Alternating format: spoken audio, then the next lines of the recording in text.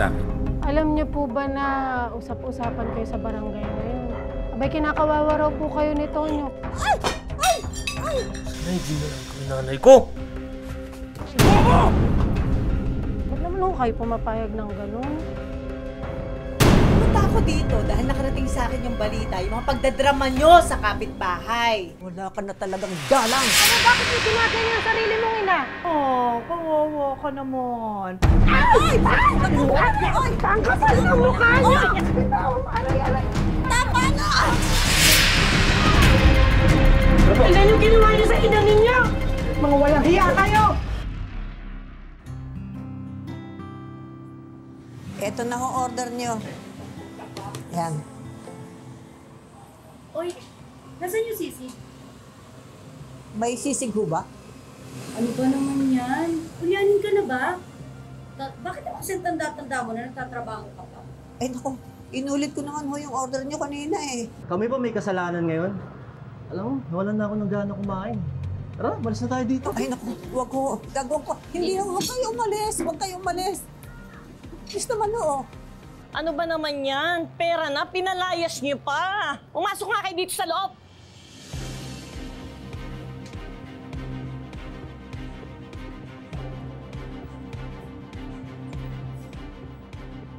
Ano?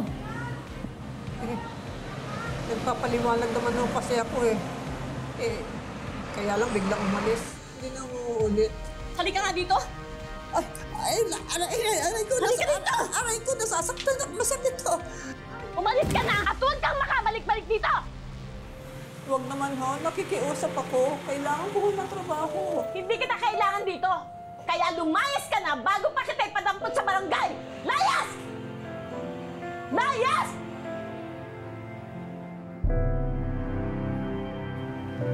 Uy, saan? Huh?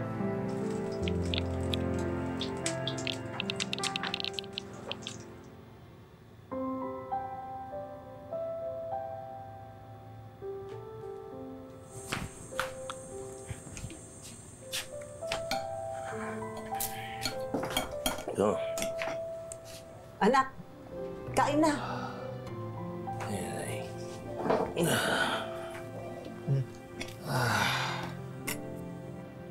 Ano to? Ito ba yung tawag niyong pagkain? Nay, kaya ako umuwi kasi akala ko nagluto kayo na masarap. Nagutom na ako, Nay! Hira naman! Lasing ka na naman ba? Sabi kong nagutom na ako! Ay! Ay! Ay!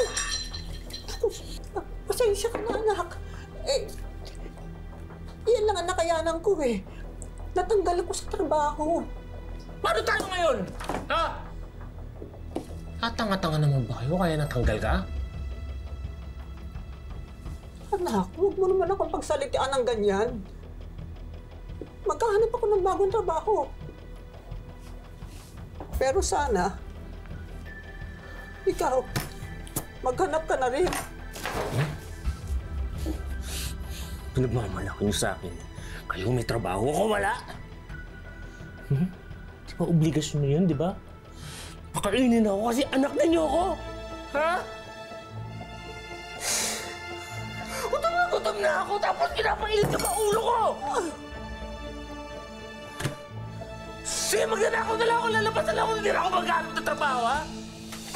Bobo!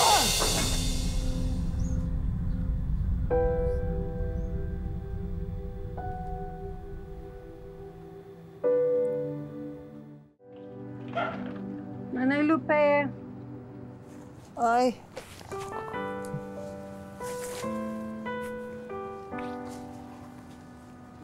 Salamat ha. Alam mo naman eh, kailangan ko kasi ang pagkakakitaan eh. Kaya naglalabada ako ulit.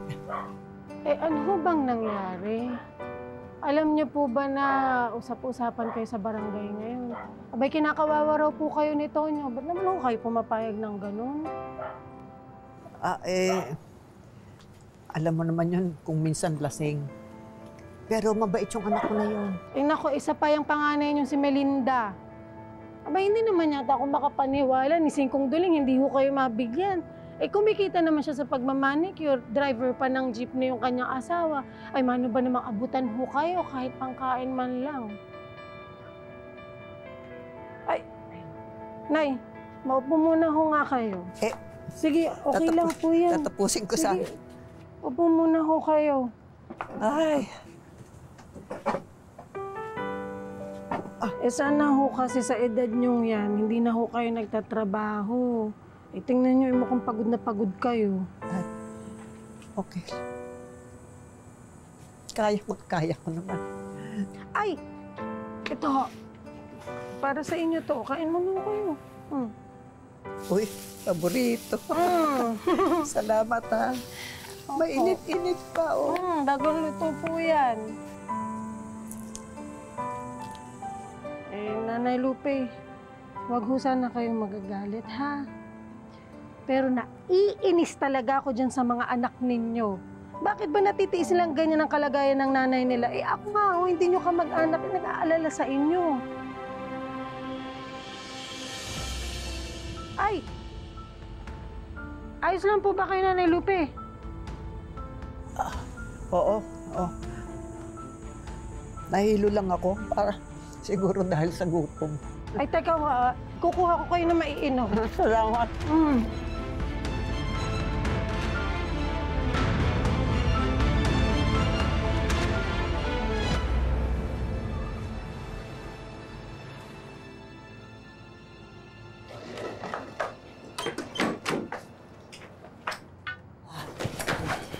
Ay, naku anak, mabuting dumalaw ka.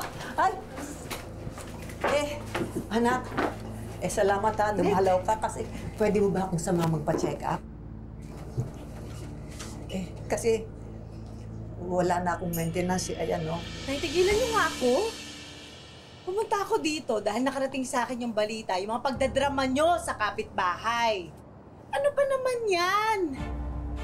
Ano nang iisipin sa amin ng mga kapitbahay, lalo na sa aming magkapatid? Pwede bang pahiramin mo lang ako ng pera? Sige na anak, babayaran ko din naman agad eh. Kung makahingi naman kayo para kayo may pinatabing pera. Nangihiram ako. Hindi ako nangihingi.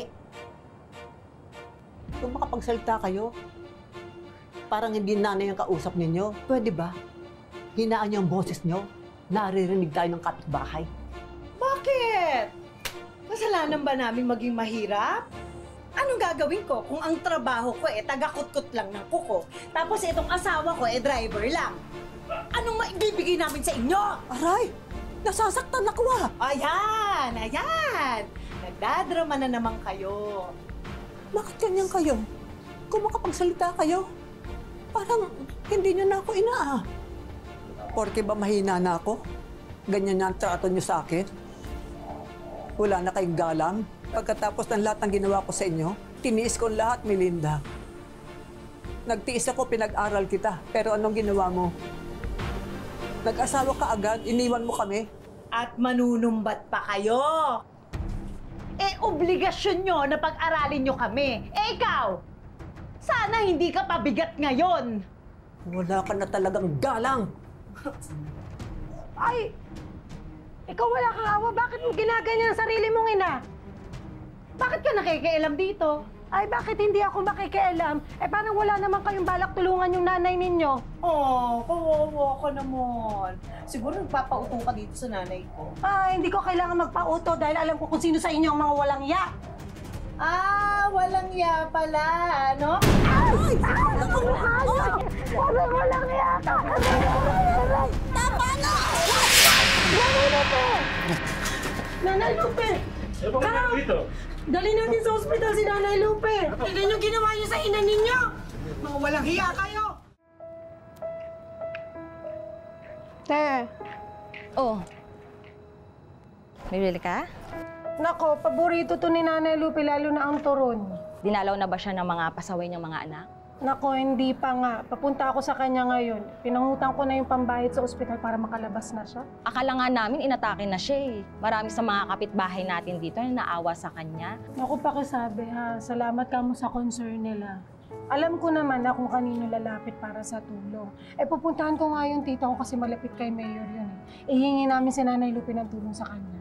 Ay, mabuti naman kung ganun. Nang makaraos-raos si Aling Lupe. Ito. Oh. Ay, wag na, hindi na. Pandagdag mo na lang yan sa pambayad sa ospital. Pakisabi magpagaling siya. Thank you, te. Walang anuman. Tutuwa yun si Nanay Lupe. Kumusta mo ako sa kanya? Sige, makakarating. Thank you, ha.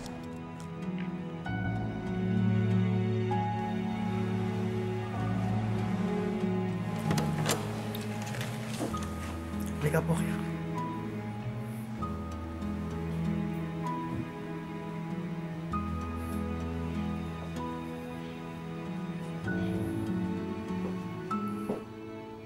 Ano ho ito, Mayor? Bakit to tayo nandito? Ang bahay na to ang magiging bagong bahay mo, Aling Lupe. Ho, wala ho akong pambabayad sa bahay na ito. Tsaka, maski na renta ho, wala akong ibabayad. Wala ko kayong kailangang bayaran. Ho? At hindi lang po yun. Ito po. Ano ho ito? Naku, Mayor, ang daming pera nito ba? 100,000 piso po yan. Para makapagsimula po kayo ulit. Mayroon ka ring mini sari-sari store para kahit paano kumikita ka rin. Iingatan ko po ito. Palalaguin ko po. At tatanawin ko po malaking utang na loob ito habang ako'y nabubuhay. Tatanawin ko po utang na loob sa inyo. Salamat. Salamat.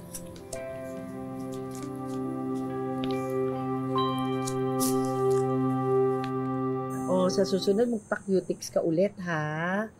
Alam naman, hindi inaabot ang pagkasira ng cutics yung kuko mo. Ano ka ba naman? Walang time. Peace. Naku, ikaw pa. Busy ka. Di marami kang pera. Melinda, ano na? Di ba sabi mo ngayon ang pangako mo na magbabayad? Aling Shoni, nakikiusap naman ako sa inyo. Bigyan niyo pa ako kahit 2 araw lang. 1 buwan pa lang naman ako hindi nakakabayad sa inyo. Bigyan mo naman ako. Huwag niyo naman akong gipitin na ganito. May customer ako. Siguraduhin mo ha. Kung hindi, ipahatak ko ang jeep ninyo. Pasensyahan tayo. Sige ho.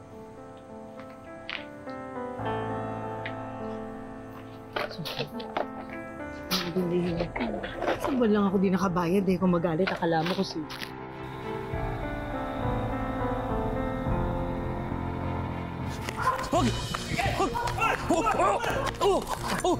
Akas ka pa, Lumera ko!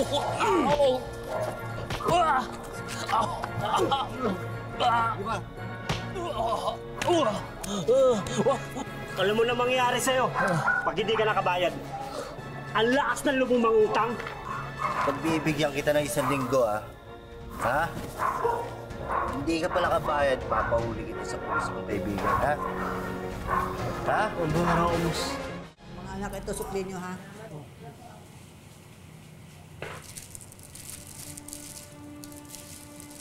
Teka na, ate. Sakit. Mga anak, anong ginagawa nyo rito? Tonyo, ano nangyari sa'yo? Kayo tong di umuwi ngayon, magtatanong-tanong kayo.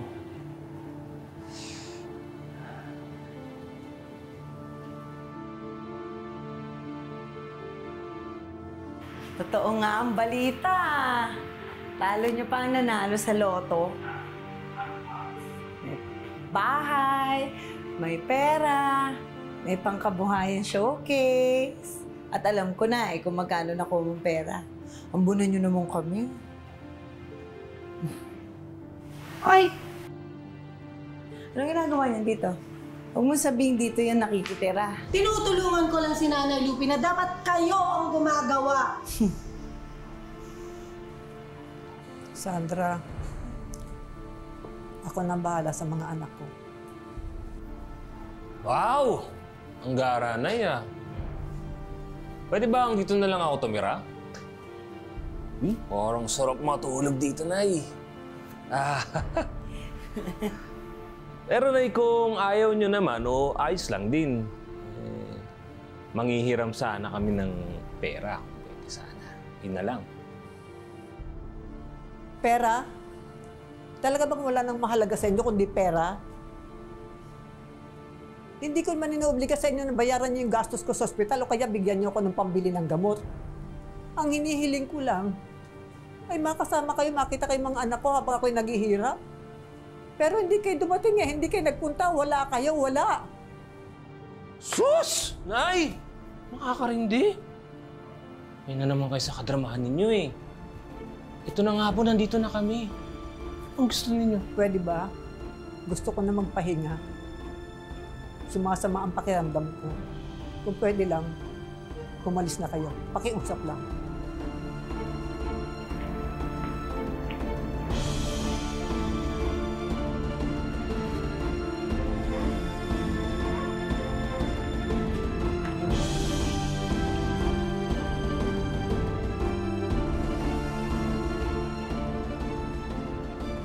Ano ba yan, ate? Kailangan ko ng pera eh. Hindi pwedeng umalis tayo na hindi na ako yung parte natin. Hindi. Hindi talaga ako papayag. Kailangan ko din ng pera. Babalik tayo dito. Buwisit kasi yung Sandra na yan eh. Ang nanunulsol kay nanay eh. Kapaingay. Bilisan lang natin. Dapat hindi niya tayo makita. Pag nakuha natin pera, sumipat na tayo. Ay, hindi ka na. Sa may kwarto. Baka magising. Hindi ka na. Hindi.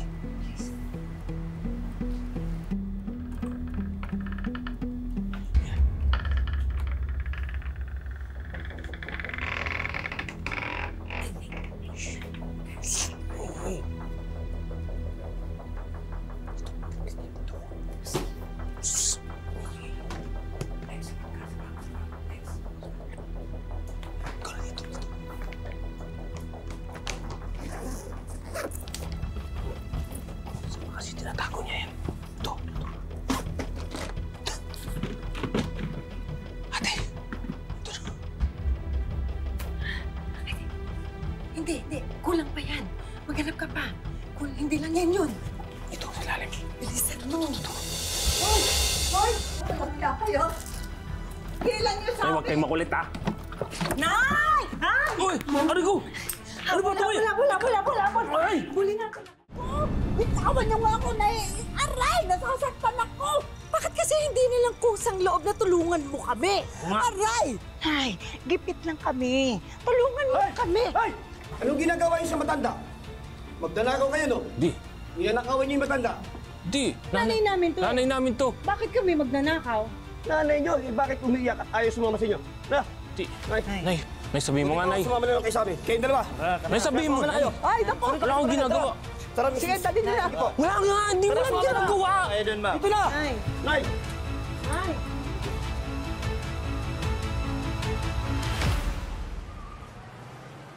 Happy birthday to you!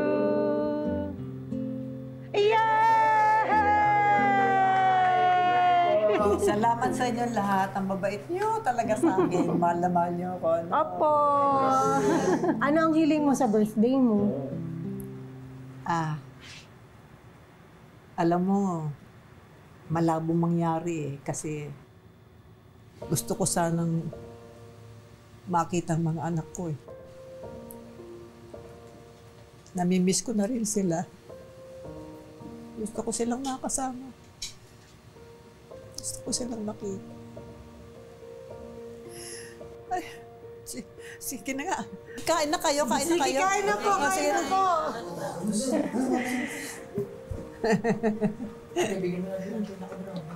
Kumain ka na rin, ha? Kumain ka rin. Nanay, kayo kumain na po. Oo, sa sige. birthday niyo. Sige lang. Ako Kayo na muna. Sige na. Ako na bahala. Makita ko lang kayo, busog na ako.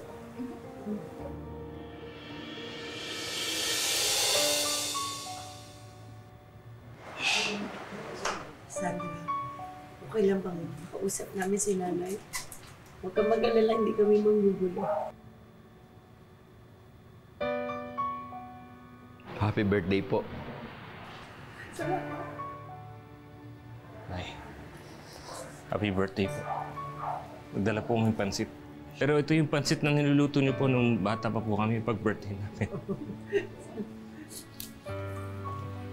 Salamat, anak. Happy birthday, Nay. Salamat, anak.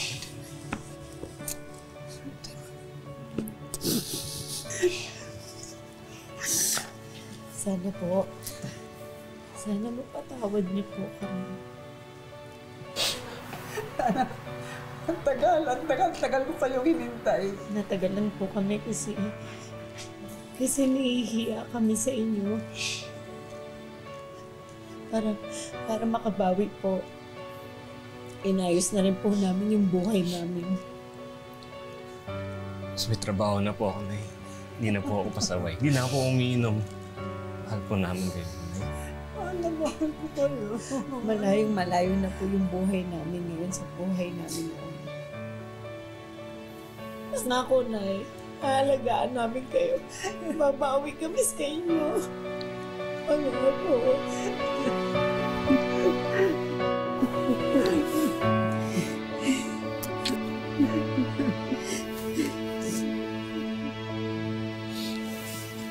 Marami ang nagsasabi, hindi naman responsibilidad ng anak ang kanilang mga magulang.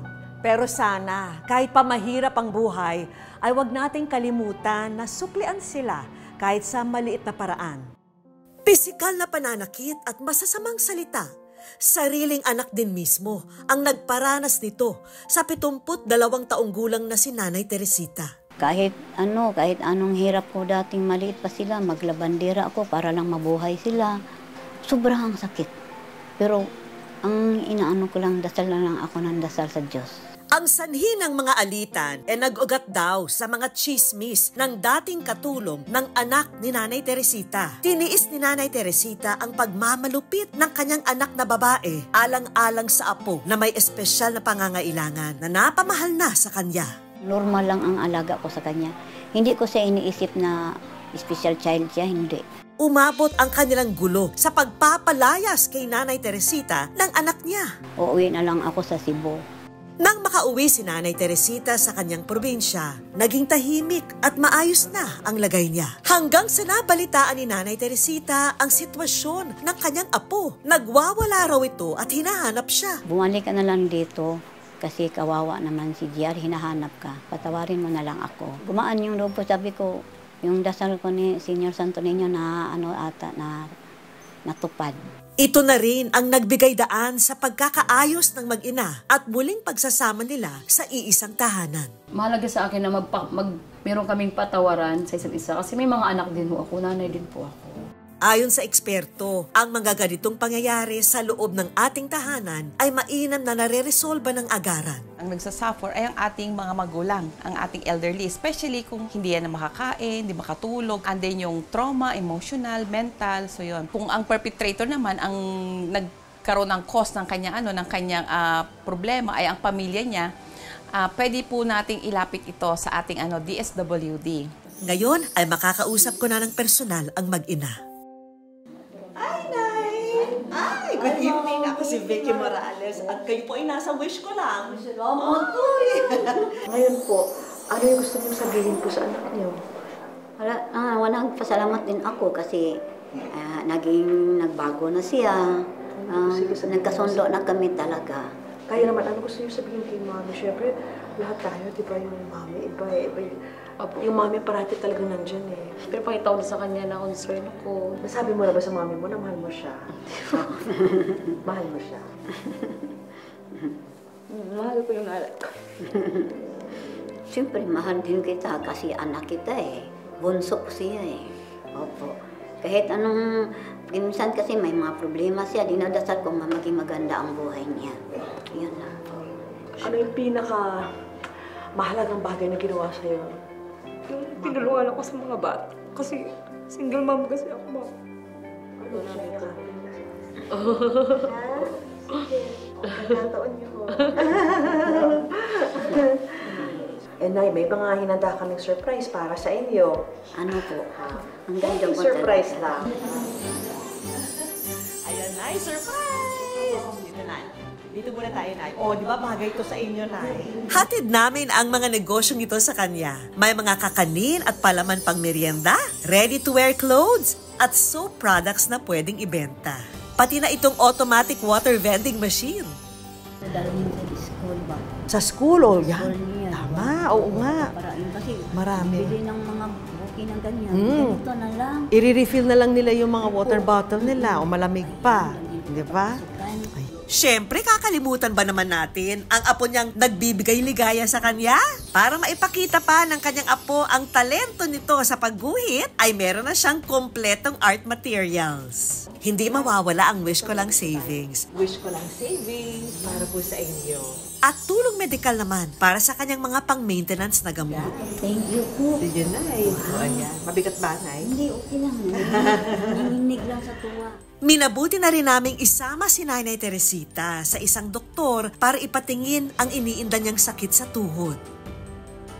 Ituloy-tuloy na ang masasayang alaala ng pamilya dahil sagot na namin ang bakasyon nyo sa resort na ito.